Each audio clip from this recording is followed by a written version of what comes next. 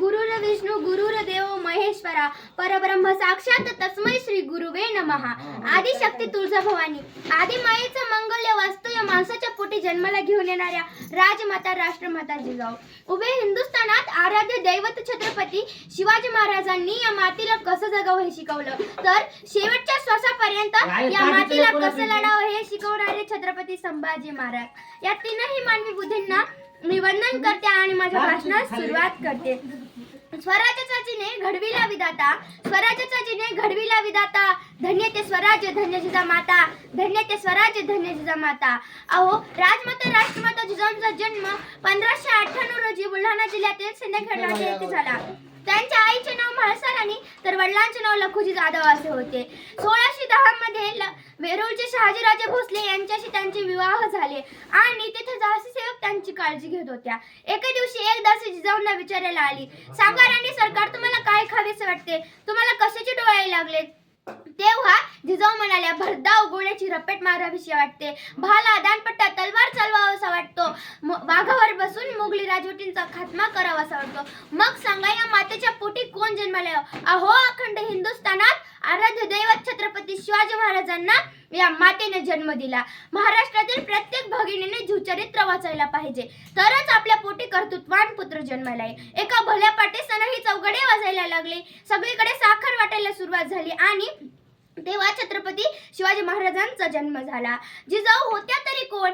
अरे, जाधवांची लेक ती भोसल्यांची सून होऊन आली, जाधवांची लेक ती भोसल्यांची सून होऊन आली आणि शहाजीराजांचा संसार सोन्यापरी सजवून गेली, शहाजीराजांचा संसार सोन्यापरी सजवून गेली।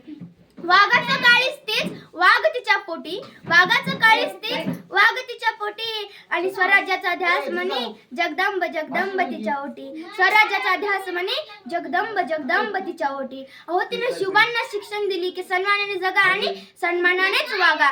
आणि छत्रपती शिवाजी महाराजांनी आजच्या काळातील स्त्रिया अशी शिकवण देत नाही। आजच्या काळातील काही माणसं तर दारू पिऊन रस्त्याला म्हणतात, राजे तुम्ही पुन्हा जन्माला या, अहो राजे तुम्ही पुन्हा जन्माला या। अहो, असं कसं राजे पुन्हा जन्माला येते? अंधार खूप झाला आता दिवा पाहिजे, अंधार खूप झाला आता दिवा पाहिजे, या देशाला जिजाऊंचा शिवा पाहिजे, या देशाला जिजाऊंचा शिवा पाहिजे। विदुर जन्मले इथे तरी या मातीची खंत आहे, विदुर जन्मले इथे तरी या मातीची खंत आहे। माँसाहेब, तुम्ही दिलेले संस्कार मना मनात जिवंत आहे, माँसाहेब तुम्ही दिलेले संस्कार मना मनात जीवन आहे। शिवबांना अगदी लहानपणापासून त्यांनी रामायण आणि महाभारताची शौर्यकथा त्यांनी सांगितल्या।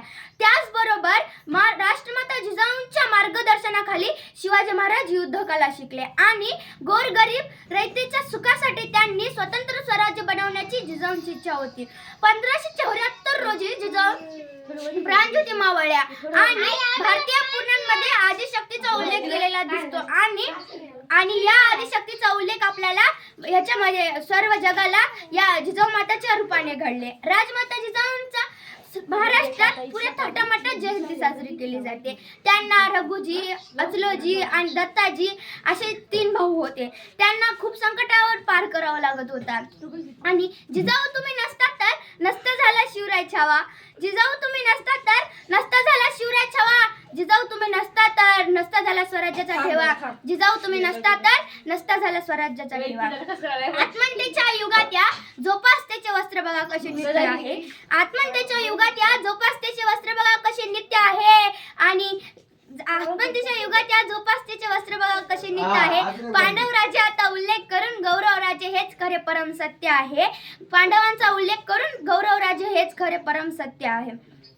महाभारताचा आदर्श करून अभिमान्य का घडत नाही, महाभारताचा आदर्श करून अभिमान्य का घडत नाही आणि कल्याणकारी सून पाहून कल्याणकारी राजा आज कुठेच कसा घडत नाही, कल्याणकारी सून पाहून कल्याणकारी राजा आज कुठेच कसा घडत नाही। अहो, शिवबा राजमाता जिजाऊंच्या याच्यावर भारत होते आणि